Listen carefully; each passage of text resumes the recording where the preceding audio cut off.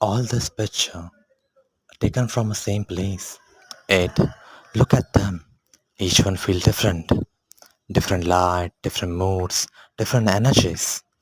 And still, the beauty never lives. It's not a place that changes. It's how we choose to see it. Sometimes it's the calm of sunrise. Sometimes the fire of sunset. Each photo remind me that even in the familiar, there is something new, something magical. Maybe that's how the life works. We keep looking for a change outside, but a real change begins within. Same view, new eyes, same place, new story.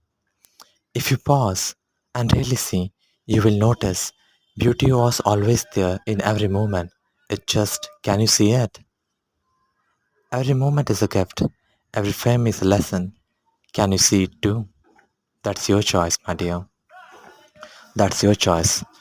No one can decide what you see it because beauty is hidden in every moment, like sun and moon exist together, and both are beautiful, isn't it?